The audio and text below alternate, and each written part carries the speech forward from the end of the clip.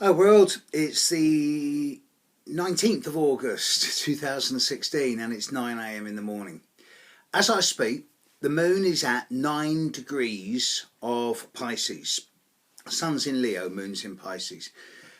This is exactly to the degree half a lunar cycle, so approximately 2 weeks until the moon reaches 9 degrees of Virgo, when of course the sun will be at 9 degrees of Virgo and it will be a solar eclipse. The moon is currently at 9 degrees of Pisces. Saturn is currently at 9 degrees of Sagittarius. Mars is at 7 degrees of Sagittarius. Neptune is at 11 degrees of Pisces, going backwards. The Mars-Saturn conjunction is now firmly in place, and they're both rapidly approaching square to Neptune. The moon is on Neptune in the next 3 or 4 hours. The sun is not yet in place to make the T-square that comprises the most astrologically dangerous aspect of this whole pattern, and it's not going to be there really for another couple of weeks, by which time Mars will be well past Saturn, although still conjunct. The square to Neptune will still be ongoing.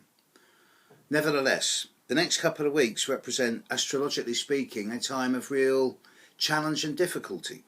Any child born in the next couple of weeks is going to have this aspect in their horoscope, and it doesn't mean the same in a birth chart as it does by transit.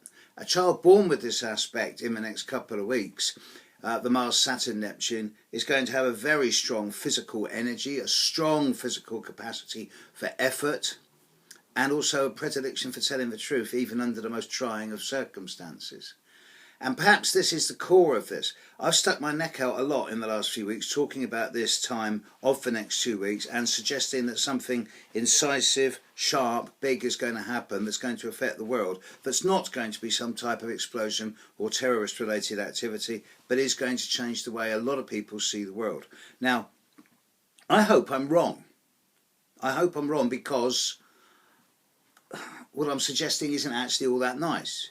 But the thing is, everyone I speak to, and I do speak to quite a few people each day through doing readings or videos, talking with clients, it does seem that a lot of people are picking up some type of premonition that there's something big brewing. But it's not big as in a big explosion or a big event or a sudden large development that's going to sort of sideswipe a lot of people. Something much more incisive. Now, it could be that I'm completely wrong, and like I say, I hope I am. If so, then what I'm suggesting is happening is not going to be a global event, then it will be a personal event.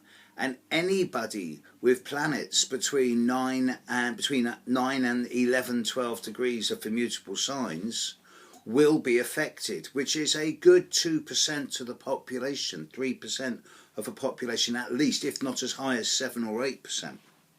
In which case, if you're one of these people whom Neptune or Saturn is currently affecting, and by extension, thus the Mars-Saturn conjunction and the coming eclipse, then I think it's really important at the moment for everybody to walk their talk and to tell the truth, no matter how painful it is. Mars conjunct Saturn in Sagittarius is really a shield bearer for absolute transparency and honesty. And anyone who tries to hide, conceal or manipulate is going to come unstuck. Certain Olympic athletes who have been lying about what they got up to in Brazil is a classic example.